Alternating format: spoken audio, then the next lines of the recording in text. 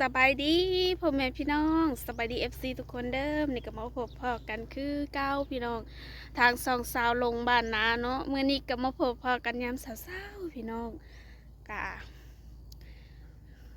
นอนนานอนนาเผาไก่เผาเป็ดเผาไก่พี่น้องย่านเนาะเพราะว่าย่านขโมยให้แหละพี่น้องเมื่อคืนนี่กามาเห่าอยู่บดคืนเห่าแท้เห่าว่าพี่น้องจักไผผู้ใดมาเยืองแถวมื้อนี้เนาะมากันได้จังมาเห่าพิลึกอีหลีมื้อนี้ก็ลุกมาแต่เช้าๆพี่น้องกะบ่เช้าปานใดแหละเพราะว่าตะเวนเริ่มขึ้นแล้วบ่ได้ลุก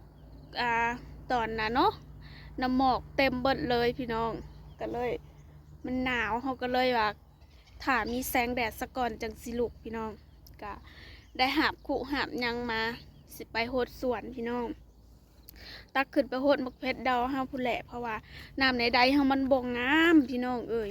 จักเศษนะใดโหดไปกะมันเหลืองเนาะเหลืองเข้ามันบ่อนะบ่เขียวเสียก็เลยมาโหดน้ำใดเอ้าก็เลยสิมาตักน้ำพายไปโหดพี่น้องก็กูสิหลายหาบเติบอยู่เพื่อสิแล้วเนาะตะเวนกำลังขึ้นทางหลังปิ่นป้าก็บ่ค่อยเห็นแล้วแหละพี่น้องน้ำหมอกและทางหลังนะ ส่วนในปากในกันยังเป็นอายอยู่พี่น้องเอ้ยมันเพราะว่ามันมีแสงแดดขึ้นมามันก็บ่ค่อยเย็นปานใดเนาะมิกี้นี่ช่วงดึกๆค่ะหนาวตีบ่มีแสงแดดเวลาพี่น้องไปโหดสวนน้ำกันเลยเนาะหาบและหาบแต่นี่ไปโหดสวนผู้น้ำใดก็มีแต่มันเค็มเฮาเลยโหดบ่ได้พี่น้องโหดได้ก็มันบ่งามเนาะน้ำหมอกตกโลดอันเอียงเปียกพี่น้องเฮ็ดคือโหดแล้วเลย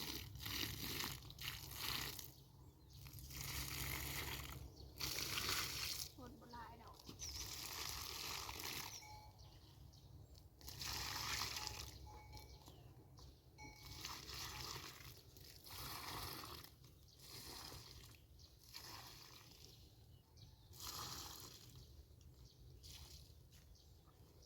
จักอันสิจักหาบเด้อ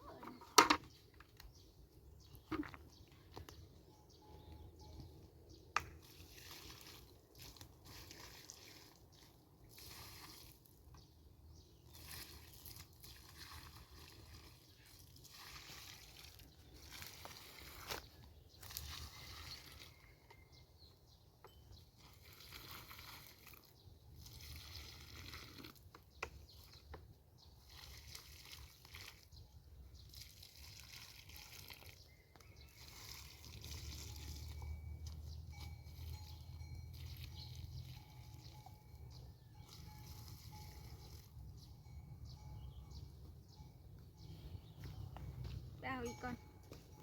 ลายหาบไปเลยเปิดสิแล้วพี่น้อง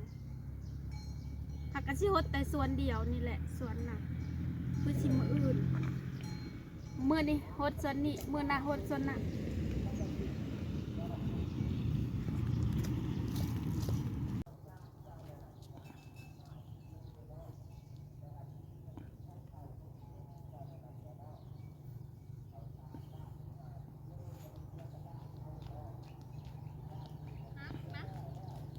นั่นอุ้งนะ